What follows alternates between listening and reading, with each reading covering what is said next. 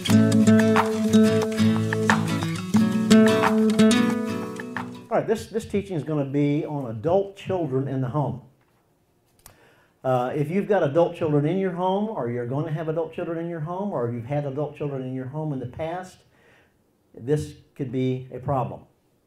Especially if you've experienced that. You know, a child goes off to college and then comes back home after a couple of years, or has gone and they lost their job and they're coming home because they don't have a job, or they need some help temporarily, and you've offered them to come back for, you know, a couple of weeks, a couple of months, or even a year. You may have noticed that after your children reach a certain age, you can't make them do anything. Have you noticed that? And if you can't, I'm talking about adult children. So if you can't make them do anything and you've let them back into your home without discussing some things, you may have a problem. And most adults do exactly that. They say, oh, sure, you can come home and you can stay with us just as long as you need to. And you don't have to worry about a thing. And the kid comes in and they're a slob. And there's drugs and there's alcohol. There could be sex going on, and they're staying out till 4 o'clock in the morning and bringing their friends over. And that's not what you signed on for, was it? But that's exactly what's happening. So when adult children come into the home, there needs to be a prerequisite before they come in. You know, let's say that a child has never left the home, but they're an adult. They may begin to refuse to do chores. Clean their room. I don't have to. They may refuse to contribute to the household.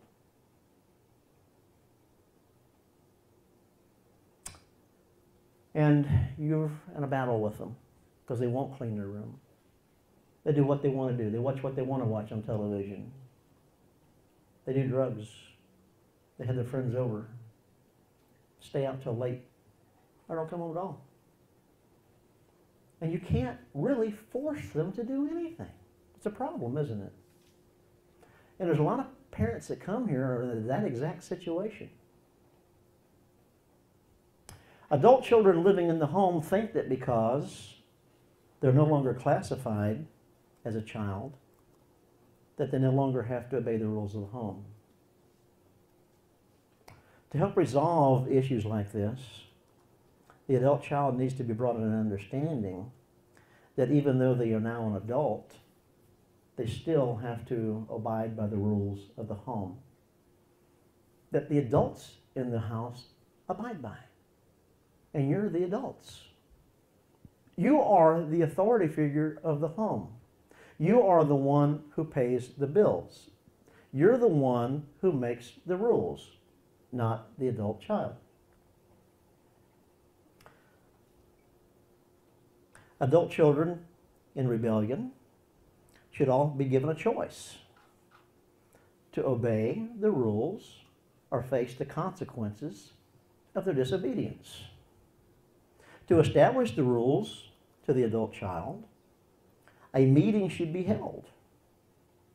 Now, if you have an adult child already there, have a meeting with them. If you have an adult child that wants to come back home, have a meeting with them. These things are very difficult to resolve once they're back in. Okay? Because they may have no expectation that they have to do anything, and you've let them in. And now you're trying to set these rules. It may not go well. But you know, if you have set rules and consequences all the way through, there's probably not going to be a problem anyway. But if you haven't, and you're just starting to do it, there's going to be some resistance. That's why you want to have the family meeting, and you want to establish these are the rules of the house, and this is the consequence for violating those rules.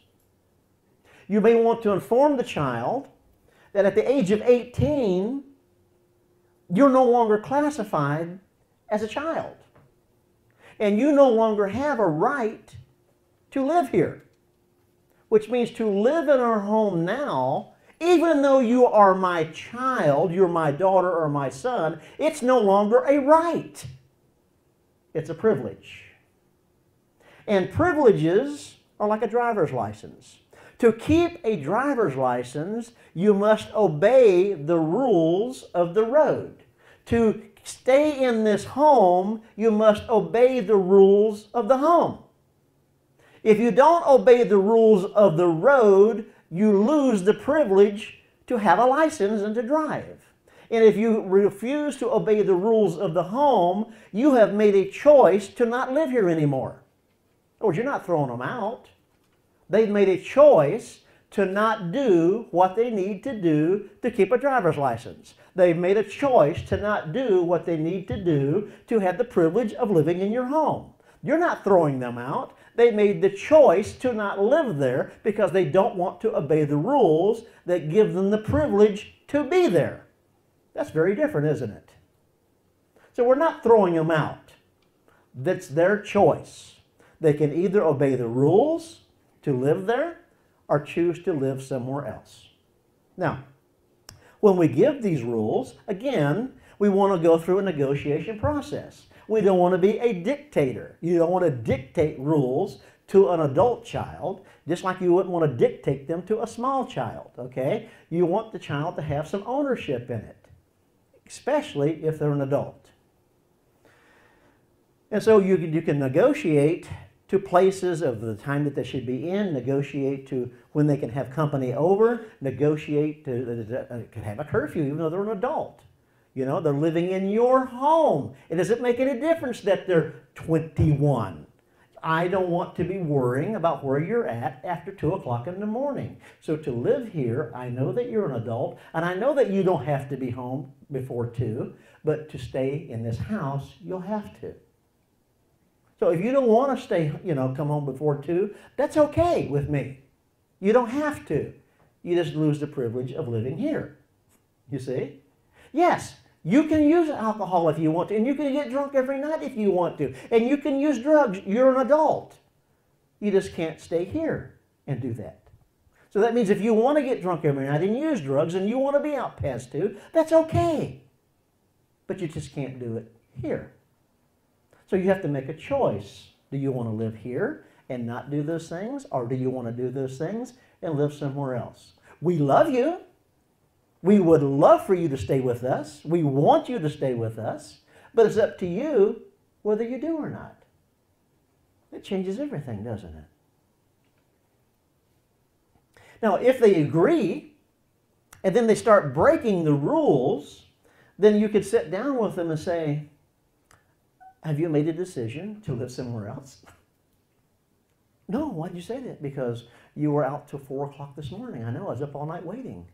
And yet I saw you stumbling in drunk. And half your clothes were gone. And you know the rules to live here. Now, we're not going to ask you to leave because this happened. But this is the first warning. And I want you to know, when I give you the second warning, I'm going to ask you to leave. It won't be permanent, but I'm going to ask you to leave for 3 days. It's up to you where you live during those 3 days. That's going to be the consequence of disobeying the curfew and coming home drunk. And if you disobey the curfew and come home drunk after that's been happened, then I'm going to ask you to live somewhere else for a week. But I got nowhere to go. Then don't do it. It's that simple. You don't do it, and you don't have to worry about not having somewhere else to go. Just obey the rule. You agreed to it when you moved in. I expect you to keep it. And if you do it the third time, I'm going to ask you to leave permanently. It's just too much going on. So now it's up to them. It's up to them whether they live there or not.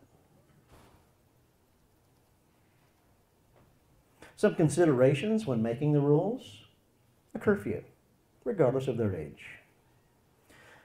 Asking permission to have guests over, and what time the guests can be there. And if the guest is of the opposite sex, then it may be very appropriate that they're never behind a closed door, that they're never in the bedroom, that they're always in a public place, that there's no overnight guests of the opposite sex, that there's no overnight guests unless they've been given permission to do so, that there's a time that they can come and a time that they can leave, the rating of the movies that are watched, whether sex is going to be allowed on the property or not, whether alcohol or drugs is going to be used on the property, what language is not acceptable, what chores that you would expect them to help you with, the standard that you expect their room to be maintained to. Yeah. Because that could be a real problem once they're in. Where they can leave their personal items and where they can't. Because what if they come in, they get their personal items all over the house. They come in and their backpack's over there, and the hat's over there, and their shoes are over there, and a book's over there, and the radio's over there. You're walking around picking up after them. Need to have an expectation of where they can have their personal things, and at what time they must remove those personal things from the common areas. What time? And it may be 9 o'clock at night. All personal items will be taken to your room. And it may be that when you come in, you don't leave any personal items here, but you can take personal items back out of your room and bring it in here, and when you're done with it, then you take it back. You see? Whether or not they're going to pay rent. They're going to help with the bills. If they're going to have chores to do. Again, always negotiate to a place that everyone can say yes. You have the final say so, though. Okay? Because if they take an ownership of it, then they're more likely to do this. An example would be asking them what time they think should be the curfew. Now you know they're going to stretch it. 4 o'clock in the morning. No, that's a little late. I'd rather you be home by 10. And that's the reaction. Oh, but 10 o'clock. Well, how about 2? So you negotiate it. I can stretch it to 10:30. Oh, come on, Mom. Come on. I'm 21 years old. 10:30, everybody's going to call me a sissy. How about 1:30? You know? How about 12:30? How about 1 o'clock, Mom? I'll go with 1 o'clock on Friday nights. I'll go with 1 o'clock on Friday nights and 12 o'clock on Saturday nights. Okay. Okay. Now you got agreement. You see? Now, what's going to happen if they're not? There's got to be a consequence, right? Make sure that there's a consequence to every rule. Because any rule that you have, any law that you have, if nothing's going to happen, you might as well not have a rule. Okay? And make sure that you're willing to enforce it. Make sure that they've agreed to the consequence. And now you may say, okay, well, what happens on Friday night if you're not home by 1 o'clock? What do you think should happen? Get some input. Oh, boy. I guess I got to come in, you did 10 o'clock, didn't you? I guess I got to come in at 10 o'clock the next Saturday night. You know what? That sounds good to me. Let's go with that. They made it, didn't they? Or they may say, well, I guess I have to come in at 12. No. We're going to make this a little more than that. You're going to come in by 9. 9? How about 10? Okay, 10 it is. So make sure that there's a consequence that you have both agreed to. It's kind of like with the little kids, same thing, isn't it? You're just doing it with the big kids.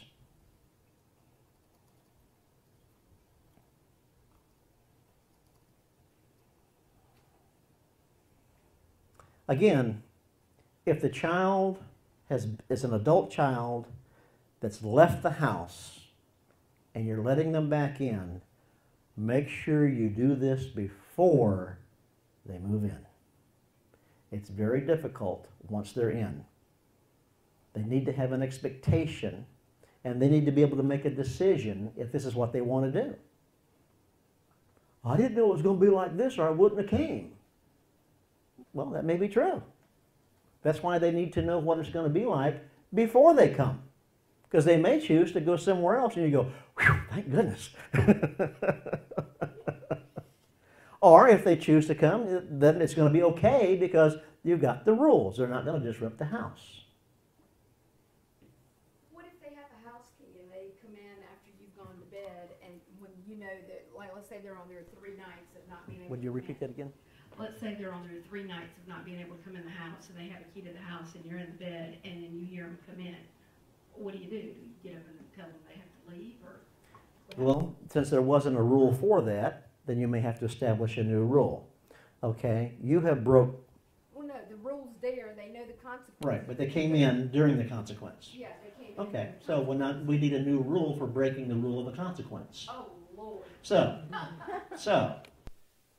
if you, the next time, because there was no rule, you see, the next time that you do this, and this might be what you want to do when you're making the rules, if you come in during the consequence, I'm not supposed to be here, then you've lost being here at all. You've lost the privilege of ever coming in here, okay, immediately. So you might want to establish that up front. So when they do that, if you haven't had that rule, then you establish a new rule, say, okay, I'm going to forgive this one. You still got to leave, because the 3 days, well, in fact, I'm going to start the 3 days over, because you came in. And if you come back in again during the consequence, you will lose the privilege of being here. You see? It's kind of like drunk driving. I'll let you get away with it once, and there's going to be a consequence. Second time, you lose your license. You see? Good question. I was counseling some people. Mother and father brought their 18-year-old daughter here. And they said, she is in 100% rebellion against us. She had gone to college, and something happened, and she needed to move back home. I think she lost her scholarship or something. And she didn't have the money to stay there on campus, and so she had moved home to go to college. And, oh, it's for the summer, is what it was. She come home for the summer. But they said, our daughter is in 100% rebellion. She actually has run away from the house. And she'll stay gone for several days at a time. She will not honor any curfew that we have given her. She won't do anything that we ask her to do. She ignores us and walks right past us. She's got friends we don't approve of. She's got a boyfriend that's really bad for her. She did agree to come here. Thank goodness. Will you talk to her and straighten her out? Yeah. So I said, okay, let me talk to her, and then we'll talk again. So I asked her to come into my office, and I talked to her. I wanted to know her version of what was going on. She said, they treat me like I am my sister. I said, what do you mean? She said, I got a 6-year-old sister. And they treat me like I'm like 1 year older than her. I kind of got the same rules she's got. I said, really? She says, yeah. They've removed the door to my room. They give me absolutely no privacy. They took my cell phone away. They took my computer away. And they'll come into my room and they'll start going through anything they want to go. They'll open the drawers. They took all the furniture out except for my bed. All I got's my clothes left. They took everything away. I said, why'd they do that? She says, because I'm mad at them. Because I wouldn't do what they asked me to do. They tell me what friends I can have, what friends I can't have. They said I can't even see my boyfriend anymore. She says, I am an adult. I'm not a child. And they treat me like I'm a child.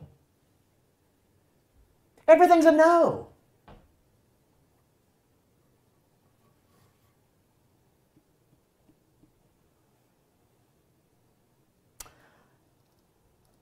I told her that I understood. And she looked at me like, what? You're not going to point your finger at me and tell me how bad I am? I said, you know what? I'd probably feel just the way that you feel. I'd be angry and I'd be upset too if I was treated this way. She said, you would? I said, of course. Who wouldn't? You're not taking the side of my parents? I said, I'm not taking anybody's side. I'm just saying I would feel the way that you feel. You feel like you've been treated with injustice and it's not fair. She says, yes. She said, I don't want to live there like that. I said, I wouldn't either. I wouldn't want to live there like that. I don't know who would. Well, they don't understand. I said, well, let me talk to them and see if I can help them understand. I said, why don't you go to the waiting room and let's bring Mom and Dad back in here. She said, really? I said, yeah. And she's astounded that I'm not telling her how bad she is, that I'm not fixing her. So I brought the parents back in, and they said, we're at a loss what to do. I said, well, let me see if I can help you understand from the perspective of your daughter. I said, what if, I said, and Mom was the one really enforcing most of this stuff. Dad wasn't. I said, Mom, I didn't let her know that I knew that, but I kind of directed the conversation to her. I said, Mom, I want to ask you a question. She says, okay. I said, what if you had a female friend and something happened and she didn't have a place to stay? And she asked you if she could stay at your house for a month or two. Would you let her come? She said, yeah, probably would. I said, okay. Well, what if you then told her before she moved in, now when you're here, you're not going to have a computer. If you've got one, I'm going to take it away from you. And you can't use your phone. And if you've got one, I'm going to take that away from you. And I'm going to take the door off of your room. And I'm going to come into your room anytime I want to, and I'll check anything I want to check it anytime I want to check it. And I'm going to ask you everywhere you go, and what time you're coming back, and who you're with, and what you've been doing. And what you were doing with them, and why you were with them. And I want to know who their parents are, so I can talk to them. What if I told you that you couldn't have those friends? And if you were seeing a man, that you would have to stop seeing him to stay here? And I will tell you what time you will come home and what time you will leave. Do you think your friend would stay there? She says, well, I wouldn't think so. I said, well, maybe this is how your daughter feels. Yes, but she's my daughter.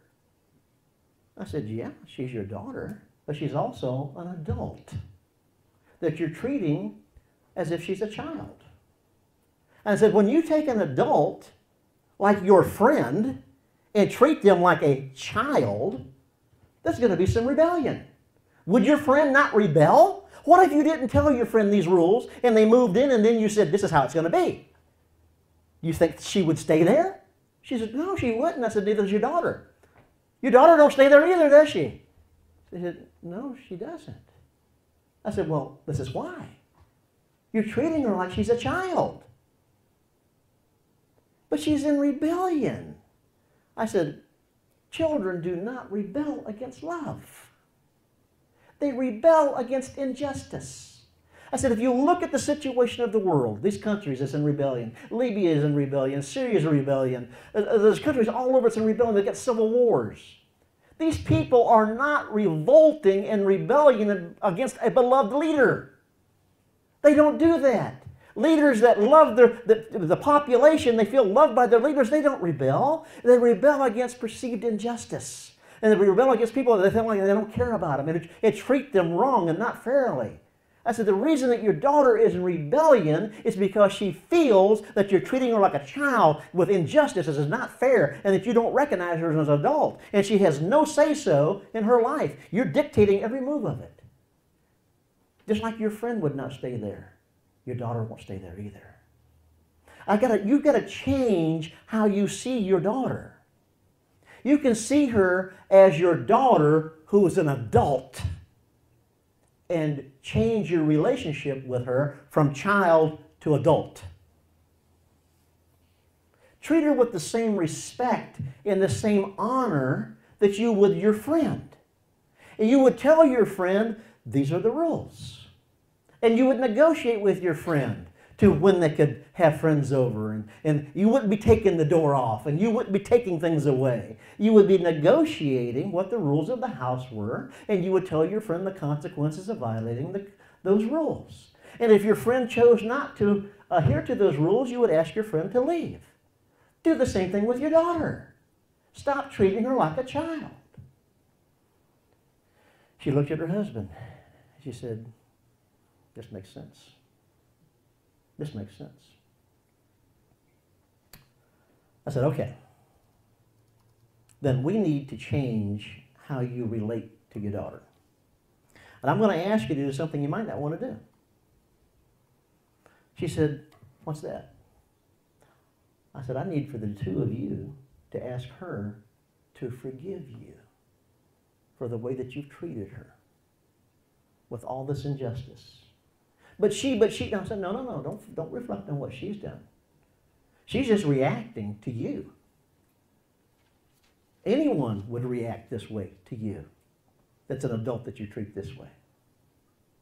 She is in rebellion, but remember why we rebel? Because we don't feel loved, because there's injustice. It's not her fault that she doesn't feel loved by you. It's not her fault that you're treating her this way. You're just reacting to it.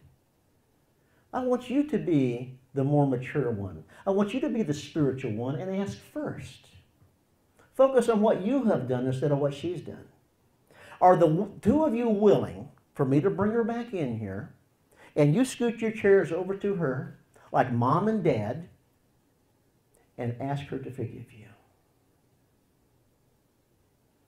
They said yes. I said, okay. That's the first step. I said, now after she has forgiven you, her heart can open to you and be receptive to what you've got to say. And I want you to admit your faults, that all this was wrong, that you should have set these rules of what it should be before she came in, and she should have had a say-so. And since you didn't do that then, that you do it right now while I'm here, I'm neutral, I'm not taking anybody's side. We can do that now. We can negotiate the rules of the house, and we can negotiate what the consequences will be, and she's got a say-so in this. They said, okay. So I went to the waiting room, got the daughter, and brought her back in. I said, your parents have got something to say to you. And she went, she's kind of startled. What's happening here? The parents scooted their chairs over, and there was actually tears from mom and dad. We have been wrong. And she looked at them like, who are you? And we ask you to forgive us for this. We ask you to forgive us for this and for this. And now daughter's crying. I forgive you. I forgive you. I forgive you. I forgive you. They went through the whole list of everything they'd done. And I looked at the daughter. I said, no, you need to ask them to forgive you for your rebellion. And she confessed that and asked them, and they forgave. I said, I want you all to stand up and hug each other and be a family again. They all stood up and hugged. I said, now set it back down. We're not done. We need to make some rules here. And we need to have consequences to the rules. And she needs to have ownership. And she needs to be in the process of making the rules. I looked at her. I said, what do you think some rules should be for you? Talking to the 18-year-old. She said, well, I probably need to have a curfew. I think that's healthy. I said, what time do you think you should be home? And she gave a time and then negotiated back and forth. And they agreed on a time. She says, but you know what? I said, what? She said, I want to do this with my life. And Mom said, absolutely not. I said, Mom, that's not negotiating. You've got to come to a yes through negotiation. What can you give to, how far can you come? What does she need to do for you to say yes? They talked it over. They reached an agreement. And I told the mom and dad before she came in, that was very important.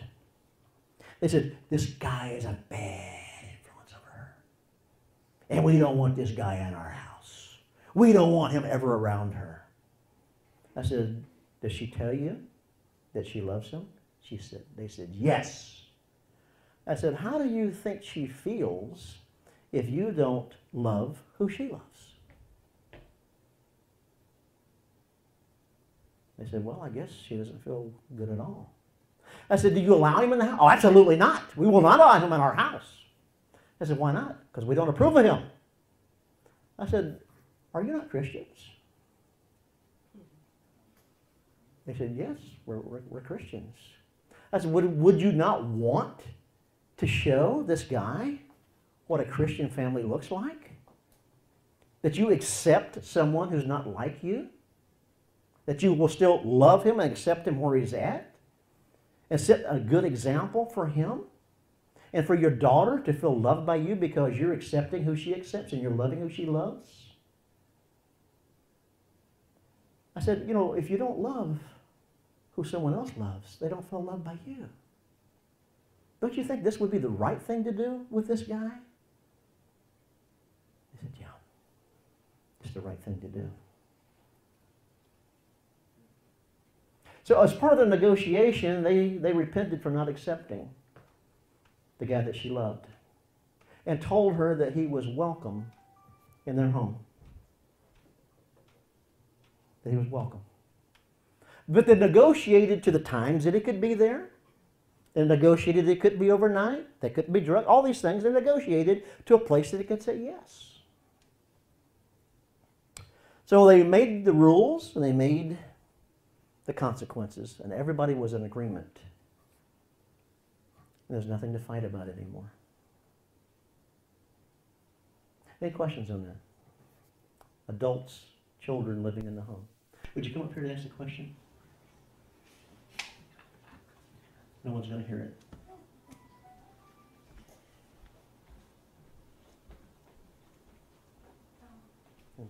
Can you face the camera?